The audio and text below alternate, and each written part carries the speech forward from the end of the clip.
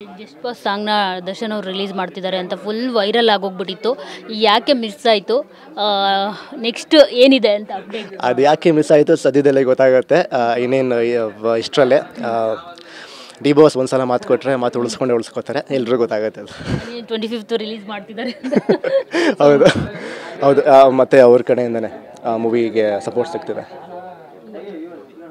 ಸಂಕ್ರಾಂತಿಗೆ ನೀವು ದರ್ಶನ್ ಅವ್ರ ಜೊತೆ ಸೆಲೆಬ್ರೇಟ್ ಮಾಡಿದ್ರಂತೆ, ಸೊ ಎಷ್ಟು ಸ್ಪೆಷಲ್ ಆಗಿತ್ತು ಈ ಸಂಕ್ರಾಂತಿ? ನಾನು Sankranti first of all Darshan ಸರ್ನ ಮೀಟ್ ಮಾಡೋದೇ ಒಂದು ಡ್ರೀಮು. ಪ್ರತಿಯೊಬ್ಬ ಕನ್ನಡ ಫಿಲಮ್ ಇಂಡಸ್ಟ್ರಿಗೆ ಬಂದಾಗ ಅವ್ರನ್ನ ಮೀಟ್ ಮಾಡಬೇಕು, ಅವ್ರ ಆಶೀರ್ವಾದ ತೊಗೋಬೇಕು ಅನ್ನೋ ಒಂದೊಂದು ಇರುತ್ತೆ. ಸೊ ಈ ಹಬ್ಬ ಅವ್ರ ಜೊತೆ ಮೀಟ್ ಮಾಡಿದ್ದು ನನಗೆ ಒಂಥರ ಡಬಲ್ ಸಡಗರ. ಹಬ್ಬನೇ ಒಂದು ಖುಷಿ.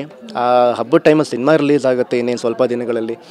ಈ ಜೊತೆಗೆ ದರ್ಶನ್ ಸರ್ನ ಮೀಟ್ ಮಾಡಿದ್ದು ಒಂಥರ ಹೆಂಗೆ ಪದಗಳಲ್ಲಿ ಅದನ್ನು ಪೋಣಿಸಿ ಹೇಳೋಕ್ಕಾಗದೇ ಇರೋವಂಥ ಒಂದು ಆನಂದ ಅದು. ಆ್ಯಂಡ್ ಅಷ್ಟು ಚೆನ್ನಾಗಿ ನಮ್ಮನ್ನು ಹೋದಾಗ ಅವರು ಫಾರ್ಮ್ ಹೌಸಲ್ಲೇ ಊಟ ಎಲ್ಲ ಮಾಡಿ ಅದು ಬಿಡಿ ಒಂಥರ ಒಳ್ಳೆ ಎಕ್ಸ್ಪೀರಿಯನ್ಸ್ ಅದು. ಸೊ ಅದೇ ಅವರು ಸಪೋರ್ಟ್ ಮಾಡ್ತೀನಿ ಅಂತ ಹೇಳಿದ್ಮೇಲೆ ಆ ಸಪೋರ್ಟ್ ನಮಗೆ ಸಿಗುತ್ತೆ. ಆ್ಯಂಡ್ ನಾವು ಇಡೀ ತಂಡ ಪ್ರತಿಯೊಬ್ಬರೂ ಅವ್ರಿಗೆ ಋಣಿಯಾಗಿರ್ತೀವಿ. ಜಸ್ಟ್ ಪಾಸ್ ಸಾಂಗ್ನ ದರ್ಶನ್ ಅವರು ರಿಲೀಸ್ ಮಾಡ್ತಿದ್ದಾರೆ ಅಂತ ಫುಲ್ ವೈರಲ್ ಆಗೋಗ್ಬಿಟ್ಟಿತ್ತು.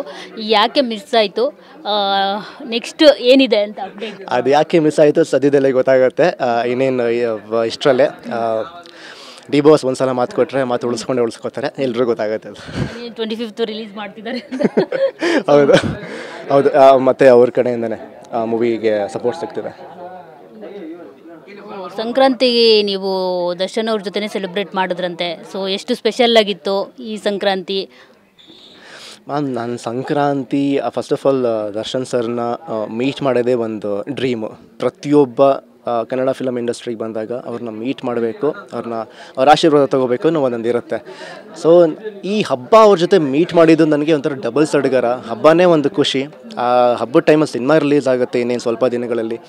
ಈ ಜೊತೆಗೆ ದರ್ಶನ್ ಸರ್ನ ಮೀಟ್ ಮಾಡಿದ್ದು ಒಂಥರ ಹೆಂಗೆ ಪದಗಳಲ್ಲಿ ಅದನ್ನು ಪೋಣಿಸಿ ಹೇಳೋಕ್ಕಾಗದೇ ಇರೋವಂಥ ಒಂದು ಆನಂದ ಅದು. ಆ್ಯಂಡ್ ಅಷ್ಟು ಚೆನ್ನಾಗಿ ನಮ್ಮನ್ನು ಹೋದಾಗ ಅವರು ಫಾರ್ಮ್ ಹೌಸಲ್ಲೇ ಊಟ ಎಲ್ಲ ಮಾಡಿ ಅದು ಬಿಡಿ ಒಂಥರ ಒಳ್ಳೆ ಎಕ್ಸ್ಪೀರಿಯನ್ಸ್ ಅದು. ಸೊ ಅದೇ ಅವರು ಸಪೋರ್ಟ್ ಮಾಡ್ತೀನಿ ಅಂತ ಹೇಳಿದ್ಮೇಲೆ ಆ ಸಪೋರ್ಟ್ ನಮಗೆ ಸಿಗುತ್ತೆ. ಆ್ಯಂಡ್ ನಾವು ಇಡೀ ತಂಡ ಪ್ರತಿಯೊಬ್ಬರೂ ಅವ್ರಿಗೆ ಋಣಿಯಾಗಿರ್ತೀವಿ.